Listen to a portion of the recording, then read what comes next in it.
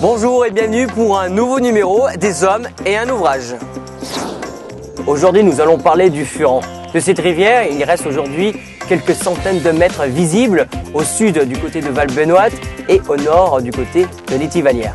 Certains Nigériens ont redécouvert cette rivière lors des travaux de réaménagement de 2000 à 2008. Coup de projecteur sur les acteurs de ces travaux.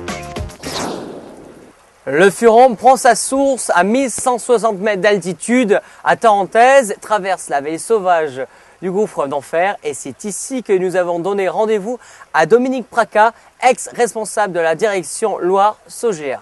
Au cours des décennies passées, le Furan et ses affluents sont devenus le réceptacle des écoulements d'eau pluviale ainsi que le réceptacle des écoulements d'eau usée provenant soit d'activités ménagères, soit d'activités industrielles. Les élus ont pris conscience de la nécessité d'améliorer le fonctionnement de ces systèmes en développant le concept d'une nouvelle station d'épuration bien adaptée au débit et à la pollution à traiter, mais surtout à déconnecter du Furan et de ses affluents tous les rejets d'eau usée de manière à optimiser le fonctionnement de l'ensemble du système collecte, épuration. Signe du Furan dans la ville de Saint-Étienne, cette grande ligne bleue qui traverse le campus Jean Monnet.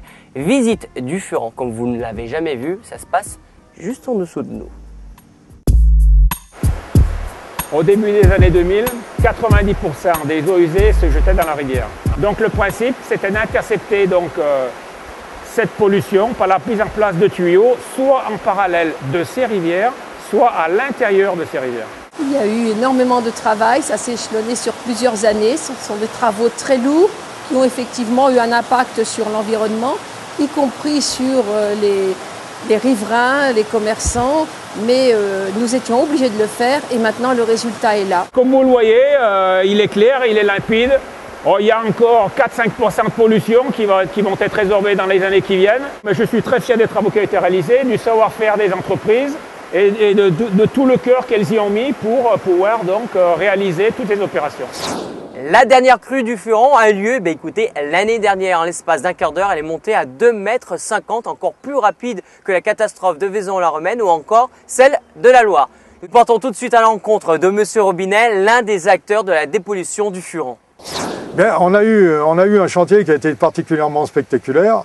Ça a été la pose de la canalisation principale rue Gambetta. Là, on avait des ouvrages préfabriqués qui étaient des ouvrages très importants, qui ont fait jusqu'à 12-13 tonnes de poids, et qu'on était obligé de passer par-dessus les systèmes d'éclairage de la rue, ce qui nous faisait quasiment monter à la hauteur des toits des immeubles. C'est une très belle aventure que l'aventure de la canalisation du Furan.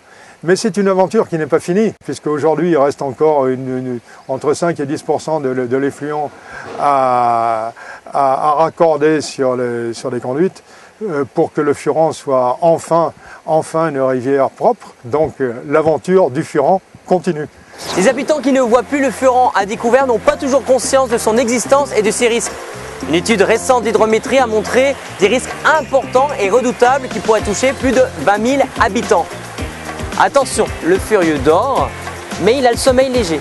A très bientôt pour un nouveau numéro des Hommes et un ouvrage.